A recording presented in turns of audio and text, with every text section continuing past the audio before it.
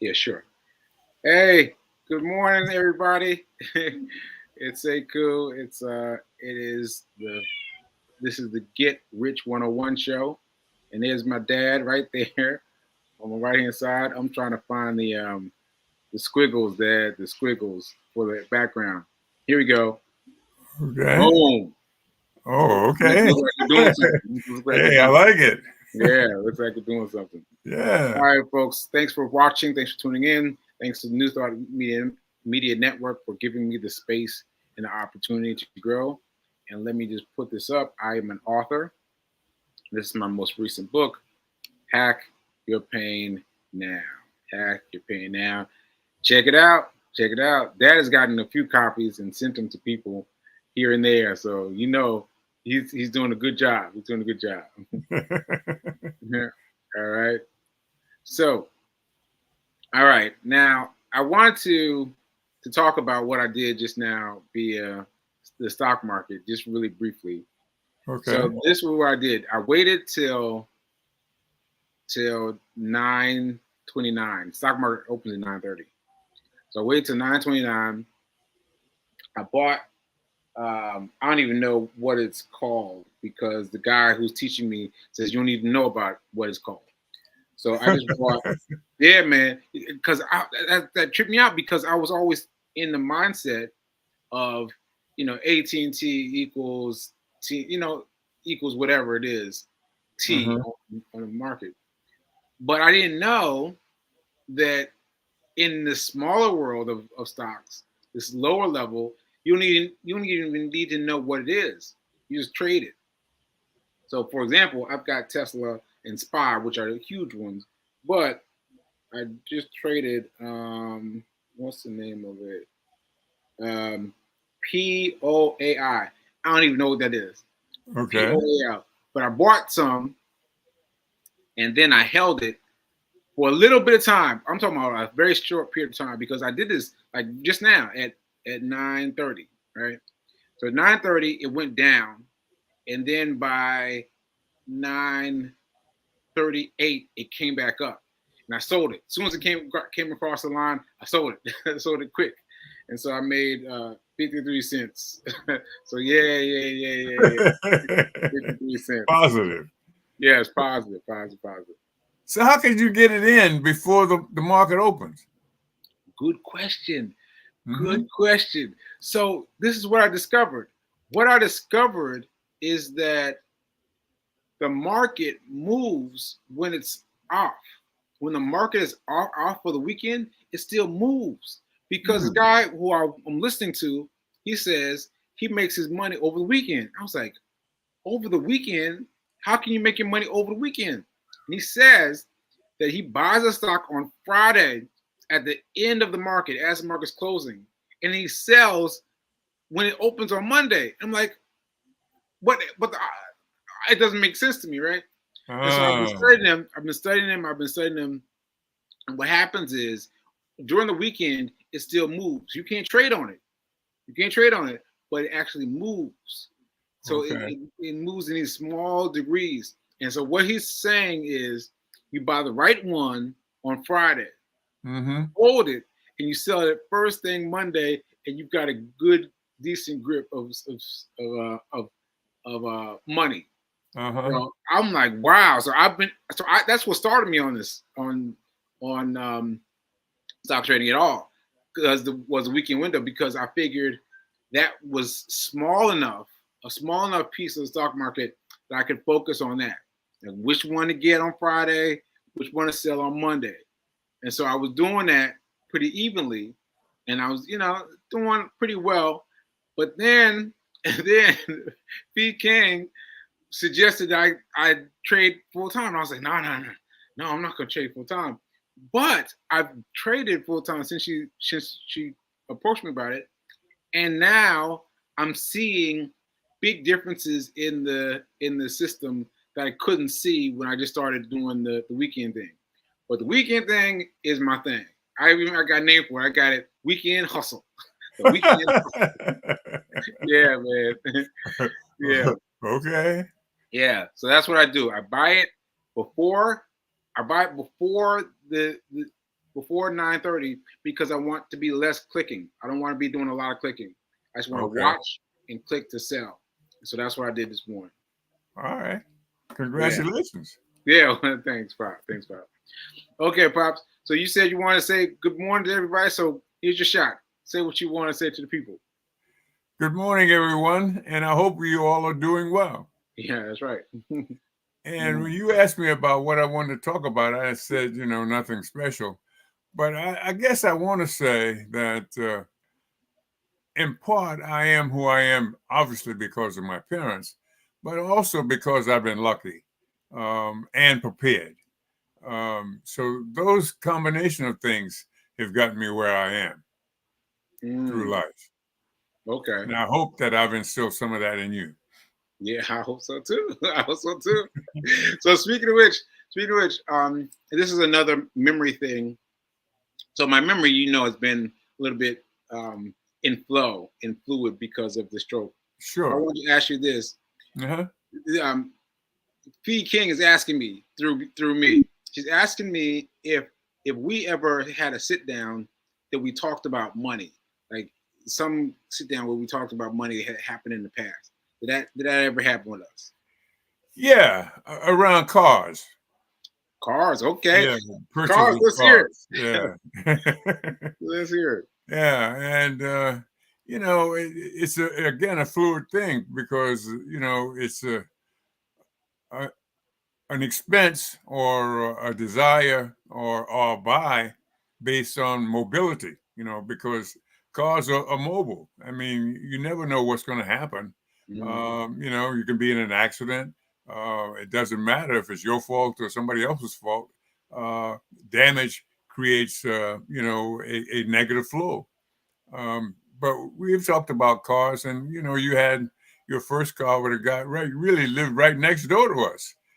We had 6th End Street. He was no, not next door, two Yeah. doors away. Yes, no. Uh, Oh, yeah. Next door was 8, and I guess he was 9. Hector, remember Hector? Hector? Hector had the used car lot in his backyard. Really? Yeah, I Wow. think your first car was a Volkswagen. I think it was yellow. Yes. A Volkswagen Rabbit. Yeah. Wow. That reminds me of this whole thing I had about that rabbit and about how the police were called on me the first time I sat in my car, and that I wrote that into a play. No, I wrote that into a play.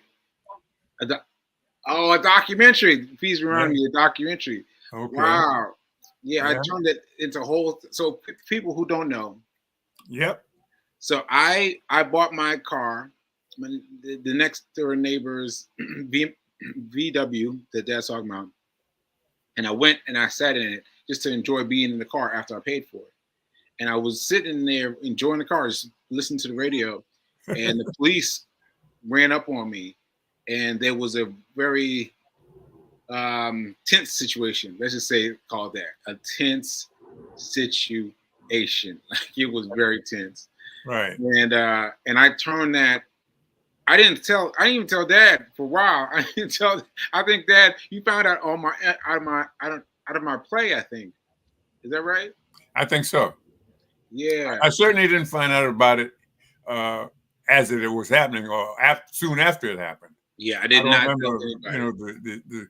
the days or the occasions after, but we discussed it about the car, Yeah, particular car, the yellow Volkswagen. yeah, yeah. Volkswagen Rabbit.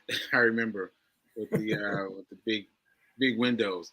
But yeah, I remember that, and I didn't tell anyone. I didn't tell anyone. I didn't tell anyone until I was writing poems with this group in New York, and I wrote about it. It just came out. It was years later. This was when I was living in New York now. So this is years Mm. later, and it came out, and it really shocked me that was laying around, lurking inside me, and that was a really big piece.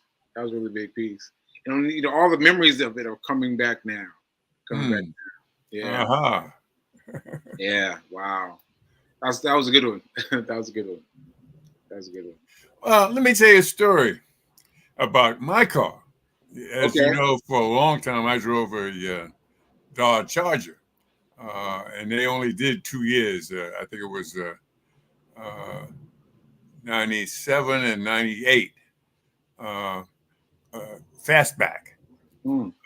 And somebody, I think somebody stole my car. Um, Oh, what? yeah, but it was in the neighborhood. It was found on Sharman Ave. It What? was about 4 blocks away from our house. What? They gonna park it 4 blocks away? That's crazy. Yeah, and no real damage except the ignition, the turn on thing, the switch, and the police that found it were white, and they said this guy must be a drug dealer or something bad. He's got this antique car with What? Michelin tires on it. So as it turns out, one of my friends was a deputy police at the time, and he was talking to him, and he said, "Back off. That's my friend, and he's a businessman. He don't do anything bad, you know." That's And all he right. told me the story, after my car was returned and so forth. But I mean, I wasn't there, I didn't know it, but that was just racism Yeah, popping up, over a car. yeah. That's two racist experiences we both had over our cars. That's crazy. That's Yeah. crazy. And interesting that your reputation preceded you. Your reputation went out there and took care of it for you. Like if you Yeah, had known that police officer, he wouldn't have known about you, and that's right. Yeah. they would talk about you. So what were you doing then? What was making you Well, I so was I was running RAP, Rock's Reaction Program. okay? So Yeah. for the folks that don't know, tell us about rap. Tell us about rap. Well, it was a community development organization that was focused on a particular portion of Roxbury, Massachusetts. For those who don't know, Boston is created by 21 uh, precincts and awards. Mm, And in those wards, the largest of which is Dorchester, and second to that is Roxbury. mm, Roxbury is primarily the black community in the city of Boston. okay. Not so much now. Mm, Things have changed all right. over the place, but then it was. And Highland Park was a portion of Roxbury. Mm, So, Roxbury is fairly large. But there was this community that was suffering, and because um, a lack of service and attention and help, black people who own houses then in Highland Park were trying to get out, and they were almost giving their houses away because they felt that there was a better way, a better place than Highland Park at the time. mm, And we rap started on Blue Ave. On Blue Ave, it was called the Strip. mm, There were probably 30 plus organizations on Blue Ave. So obviously our service areas were overlapping. mm, So what we did at RAP was get organized and move to an area where there was no organization except us. We were and the services of the community in Highland Park were needed and needed help. And this police officer, this deputy, his name was Cragwell, uh, was looking to help us. mm, So he would come and meet with us sometime. And later on, Jerry Smart, another police, would meet with us on a monthly basis. So we had help, we had support. mm. Yeah. I mean, you've had support in so many different ways, in so many different ways. And rap's still going today, right? Like, Absolutely. yeah, Now rap is run by another son, Malcolm Wynn. that's right. Whose computer you're using right now, right? Absolutely. Yeah, We're together. yeah, that's great. That's great. So I remember this. I remember one time for I think it was your birthday or something. We were over at 6th Center Street, and I remember I met this tall white guy, and I was chatting with him, and then I asked him what he did. And he said he was a governor, and I was like, the governor? I was like, wait a minute, why does my dad have the governor at his house? And it just took me out that you had so many connections from your work as doing the Roxbury Action Program. Well, that's true. I mean, but a lot of it's luck. A lot of it stuck. Luck.